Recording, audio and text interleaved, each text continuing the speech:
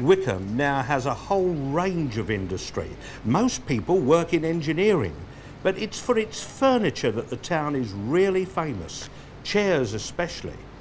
The curator of the town's museum is Ivan Sparks. How did High Wycombe become such an important furniture town? Well, with the hills around here covered with the beechwood, the chairmaker had an ideal situation, and the beeches, of course, are still there now. This is one of the early chairs that they made about 1720. It's called a comb-back chair due to the back. This is Beautiful. the comb-back. But eventually they decided that the arm here was an attractive item and it could be put in the bow. And here you have the next chair which they made, which is the one most people know. It's a Wycombe, it's a wheelback. Yes. And here you have the wheel in the splat, which is the decorative Yes. pattern. And this is how old? This chair would be about 1820. 1820. Beautifully made. If you come over here, though, this is an interesting chair. It's a very unusual chair, isn't it? One arm. Yes, it's a scroll-back chair, but it's a military chair made for officers wearing the dress uniform with a sword down the side, which fitted snugly into here, so that when they got up from the table, nothing disastrous happened. Fine. And what about this? This is a lovely child's chair, isn't it? Yes, children's chairs today are rather flimsy, but when these were made in the 1820s, they made a chair which was as well made as an adult's. It's made so that the child could gradually grow. They had another set of holes here.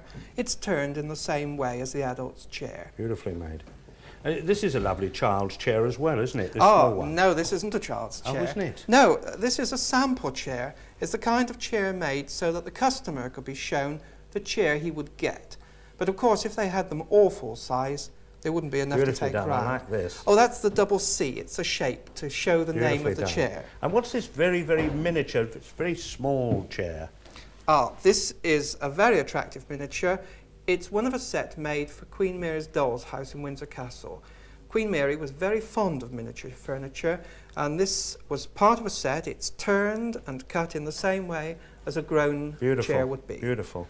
And of course this chair looks really up to date, doesn't it? Yes, this is the modern Windsor. It has been streamlined, it's been simplified, ready for the modern market. Yes. But what sort of industry was there making furniture here?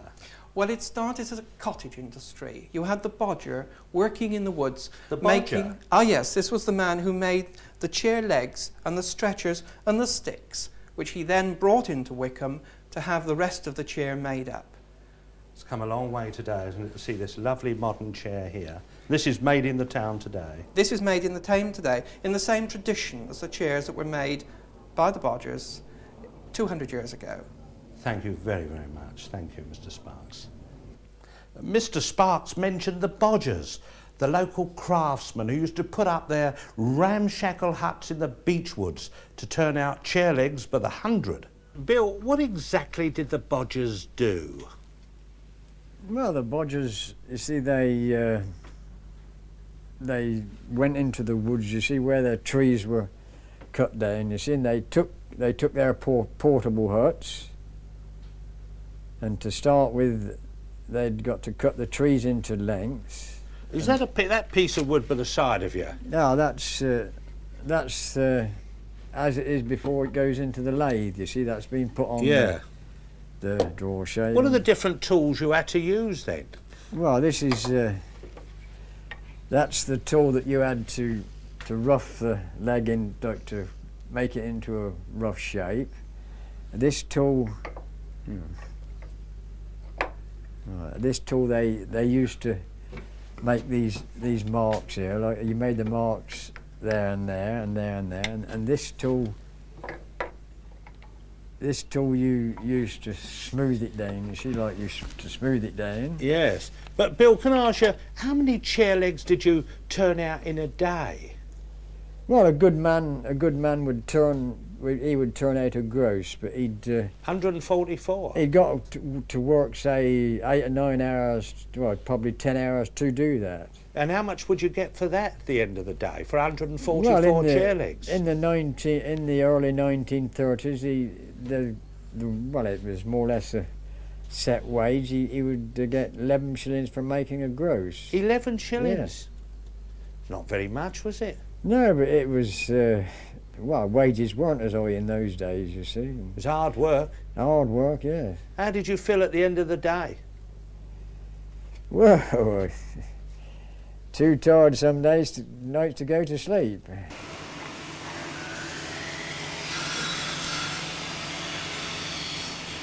This is the bodger of the 70s. It turns out 4,000 chair legs a day, each cut to precise length, perfectly shaped, with holes already bored for the stretchers and the top split, so it can be wedged into the chair seat. There are still more than 100 furniture factories in High Wycombe, and between them they account for 80% of the country's production of chairs. This one, for instance, makes a whole range of furniture, but a fifth of its output is made up of the good old Windsor Chair. The managing director is Ercol. After all these years, why are you still producing the Windsor Chair? Well, I could talk for many hours about that, but...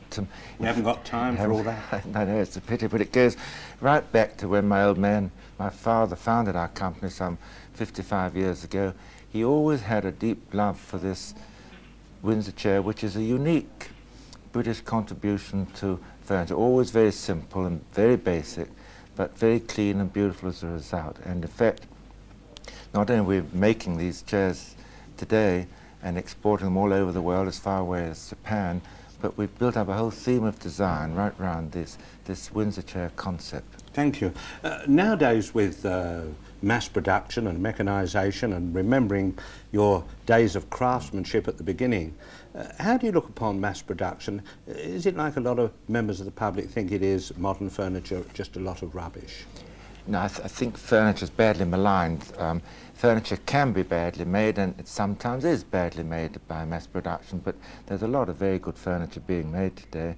And our own company's concept of this feeling is that one must use all the machinery that you can, with the feeling that that machinery is not just there for cheapness, but in fact to accentuate the natural skill of a person and give him more power and do away with the drudgery of so many jobs.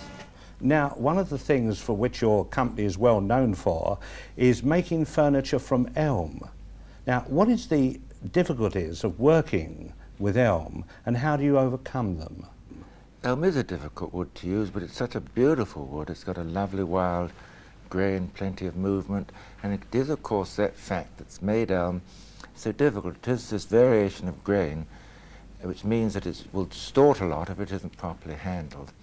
And for years it's been used for gates and farmhouse, wheelbarrows and all those sorts of things, but we felt it's such a beautiful wood, and it's really an act of faith, I suppose, that we felt we could handle it.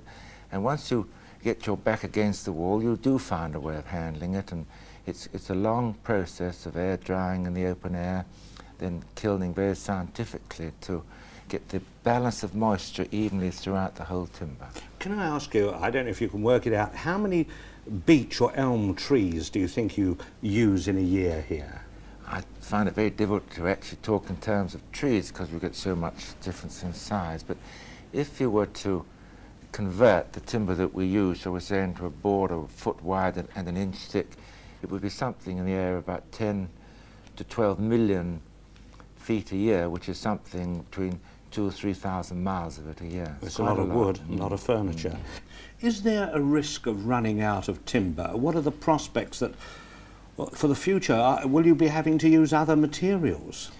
Well, we're not going to use other materials at any price. We're dedicated, our whole philosophy is built up on the use of a natural material.